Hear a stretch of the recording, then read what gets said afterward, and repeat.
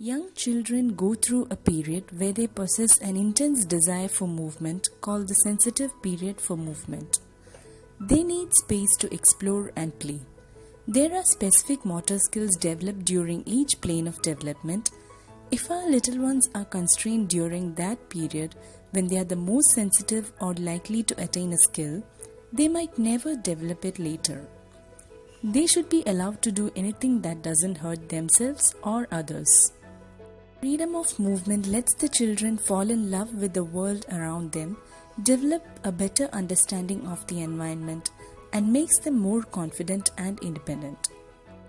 So today we'll talk about an important concept of the Montessori environment, which is freedom within limits.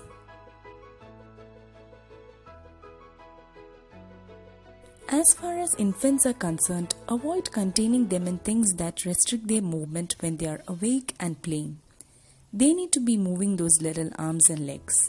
It's not uncommon these days to see a baby who spends hours on a stroller, a rocking seat, or a car seat. This is devoiding them of their opportunities for motor development. A wide number of products exist in the market today which are doing more harm to our infants than good. Honestly, your baby doesn't need a walker like this one to learn to walk. It's just restricting their movement and causing undesired effects on their body. It's not just the physical aspects that are affected.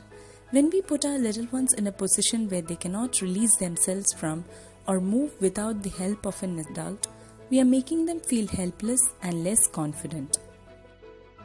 Use a simple rug or a play gym and a few stimulating toys to entertain your infant instead of soothing them in a swing when you are busy at work. Instead of walkers, you can get them a walking wagon which supports movement and lets them move around without restriction.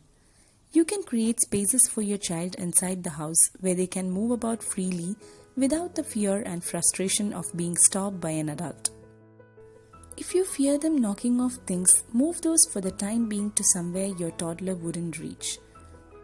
Certain types of clothing could also affect a baby's freedom of movement. While some outfits seem to be very attractive and cute, they might not be the best for your child's developing motor skills if they are restricting movement in any manner. Another important aspect of a Montessori environment is freedom of choice. Children should also be given a lot of opportunities to make their own decisions. This gives them a feeling of worth, respect, and being recognized as an individual. When it comes to play, it has to be completely child-led. Let them choose what activities to do and when and how long they want to do it, what to wear, what to eat, and so on. Your only duty is to prepare the environment for them to grow and sit back and observe. Having said that, you cannot take Montessori for a system where children do whatever they want in an unruly manner.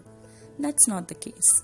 One may wonder how a child could be disciplined when he is left to do as he pleases.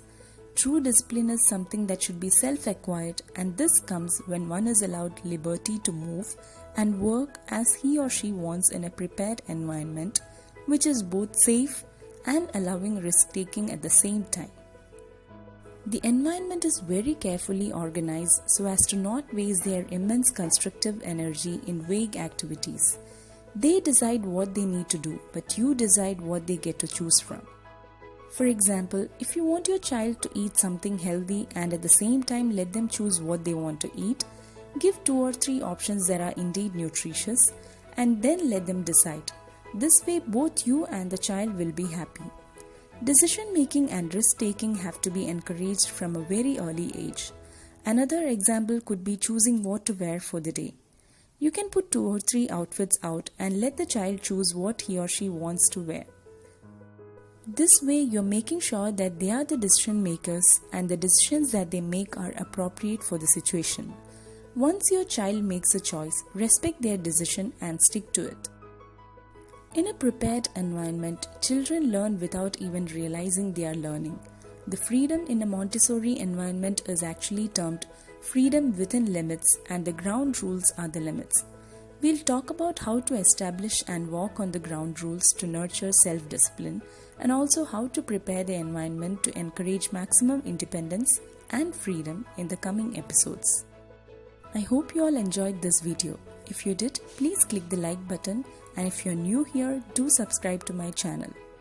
Thanks for watching.